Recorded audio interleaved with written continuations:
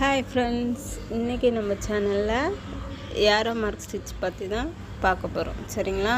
அதுக்கு வந்துட்டு நம்ம 3 லைன் வரைஞ்சிக்கணும். அதே 10 சென்டிமீட்டரில் 3 லைன் வரைஞ்சிட்டு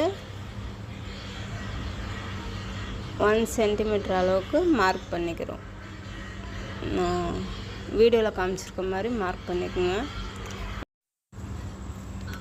இந்த லைனோட லென்த்து வந்து 10 சென்டிமீட்டரும் அதோட வித்து வந்து 1 சென்டிமீட்டர் அளவில் மார்க் பண்ணி ஃபஸ்ட்டு 2 லைன் வரைஞ்சிருங்க. அந்த 2 லைனுக்கு நடுவில் ஒரு லைனு இப்போ வரைஞ்சிக்கலாம். சரிங்களா? இப்போ வாங்க நம்ம ஸ்டிச் எப்படி பண்ணுறதுன்னு பார்க்கலாம். அதுக்கு நம்ம 2 லைனுக்கும் நடுவில் ஒரு லைன் வரைஞ்சிருக்கோம் பார்த்திங்களா? அதில் செயின் ஸ்டிச் ஆரம்பித்து பேக் கொடுத்து வந்துடுங்க எப்பயும். இப்போ 1 சென்டிமீட்டர் அளவுக்கு பாயிண்ட் பண்ணி வச்சுருக்கோம் பார்த்திங்களா? அதில் போய் ஒரு செயின் ஸ்டிச்சு கொடுத்து ஒரு லாக் கொடுத்து அதுக்கு நேர் ஆப்போசிட்டு கீழே வந்து ஒரு செயின் ஸ்டிச்சும் ஒரு லாக்கும் கொடுத்துக்கிறோம்.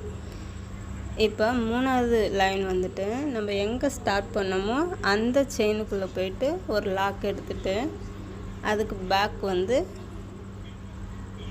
ஒரு செயின் எடுத்துக்கிறோம். ஓகேவா? இப்போ வந்துட்டு அது என்ன பண்ணுறோன்னா, நம்ம ஸ்ட்ரெயிட் லைன் ஒன்று கொடுத்தோம் பார்த்திங்களா? அதுவும் மேல் லைனுக்கும் கீழ் லைனுக்கும் ஒரு செயின் கொடுத்துருப்போம். அதில் 2 த்ரெட்டு இருக்கும். அதான் ஒரு த்ரெட்டை மட்டும் பிரித்து உள்நோக்கி இழுத்து அதில் ஒரு செயின் போட்டுட்டு மீதி இருக்கிற அந்த ஒரு லைனையும் வெளி சைடாக இழுத்து அதுக்கு ஒரு லாக் கொடுக்கணும். நான் வீடியோவில் காட்டுறேன் பாருங்கள் எப்படி போட்டிருக்கேன்னு.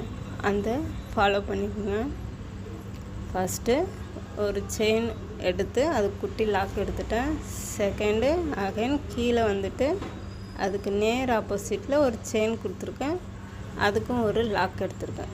இப்போ 3வது ஸ்டிச்சை வந்துட்டு அந்த வெளியில் செயின் எடுத்தோம் பார்த்திங்களா? லாக் கொடுத்து செயின் எடுத்தோம் பார்த்திங்களா? அதில் கொண்டு போய் அந்த ஸ்டிச்சை எண்ட் பண்ணணும். எண்ட் பண்ணி அதுக்கு உள்ளார இருக்கிற செயின்லேருந்து அகைன் ஒரு செயின் எடுத்துட்டு அதை நம்ம நேர் லைனில் இருக்க 2 த்ரெட்டில் ஒரு த்ரெட்டை உள்நோக்கி இழுத்து அதில் ஒரு செயின் நட் கொடுத்து, நீங்கள் இதில் லாக் ஸ்டிச் கொடுக்க வேண்டாம். அதுக்கப்புறம் அதோட வெளி சைடில் இருக்கிற இன்னொரு லைனை வெளி பக்கமாக இழுத்து அதுக்கு ஒரு செயின் நாட் கொடுக்குறோம். செயின் நாட் கொடுத்து திருப்பியும் நம்ம அடுத்த ஸ்டிச்சுக்கு போயிடுவோம். அகைன் இதே தான் ரொட்டேடாக வரும். ஓகேங்களா? இந்த ஸ்டிச் பார்க்குறதுக்கு ஒரு கூம்பு வடிவில் இருக்கும். நம்மளுக்கு அது பார்க்குறப்பே தெரியும் பாருங்கள், அதோட ஷேப் வந்துட்டு. இதையுமே வந்துட்டு நம்ம ப்ளவுஸில் வந்து நெக் டிசைனுக்கு யூஸ் பண்ணலாம், ஸ்லீவில் யூஸ் பண்ணலாம். அப்புறம் ஏதாவது டிசைன் போடுறோமா அந்த டிசைனுக்கு யூஸ் பண்ணலாம். நல்லா ப்ராக்டிஸ் பண்ணுறத பொறுத்து இந்த ஸ்டிச் வந்துட்டு நல்லாவே பழக்கத்துக்கு வரும். சரிங்களா? இதை பாருங்கள், நம்ம இது போட்டுட்டு எண்ணாட் போட போகிறோம். எண்ணாட் போட்டதுக்கப்புறம் இந்த பிக்சரில் காட்டுற மாதிரி தான் உங்களுக்கு இந்த ஷேப் இருக்கும். இதை நல்லா ப்ராக்டிஸ் பண்ணுங்கள். இதுக்கப்புறம் இதே வந்து நம்ம சில்க் த்ரெட்டில் எப்படி போடுறது, அதில் எப்படி பீடு வைக்கிறதுங்கிறத பற்றி நம்ம பார்க்கலாம்.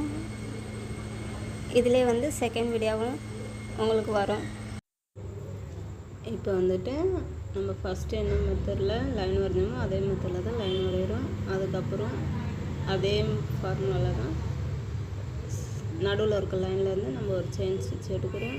பின்னாடி பேக் கொடுத்து லாக் எடுத்து திருப்பியும் 1 சென்டிமீட்டர் அளவு மார்க் பண்ணியிருக்க இடத்துல ஒரு செயின் ஸ்டிச்சு ஒரு லாக் ஸ்டிச்சு, அதே மாதிரி நேராக கீழே வந்துட்டு ஒரு செயின் ஸ்டிச்சு ஒரு லாக் ஸ்டிச்சு. அகைன் எப்படி லாக் பண்ணணுமோ அதே மாதிரி தான் லாக் பண்ணுறோம். இப்போ என்ன பண்ணுறோன்னா, இந்த வீடியோவில் காட்டுற மாதிரி அந்த 4 த்ரெட்டு வரும் சில்க் த்ரெட்டில். அதில் 2 த்ரெட் எடுத்து உள்ளார இழுத்து போட்டு அதில் ஒரு செயின் எடுக்கிறோம்.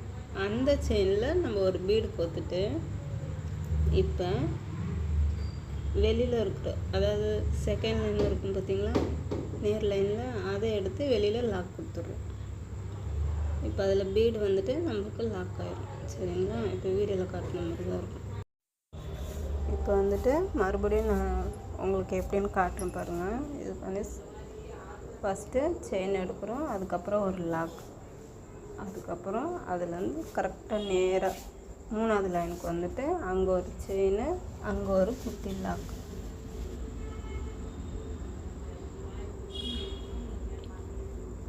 இதுக்கப்புறம் நம்ம எங்கே ஸ்டார்ட் பண்ணோமோ அதே ஸ்டிச்சுக்கு நம்ம போவோம்.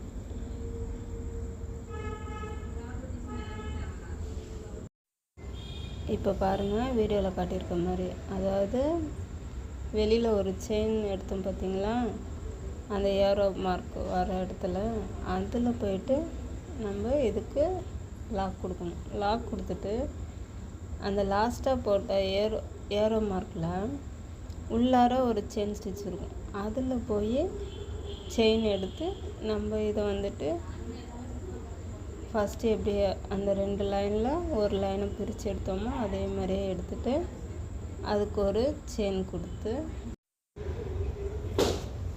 அதுக்கு ஒரு பீடு கொடுக்கும். இந்த பீடு வந்துட்டு சுகர் பீடு அல்லது பஞ்ச் பீடு அல்லது கோதுமை பீடு அல்லது ரைஸ் பீடு அல்லது டியூப் பீடு,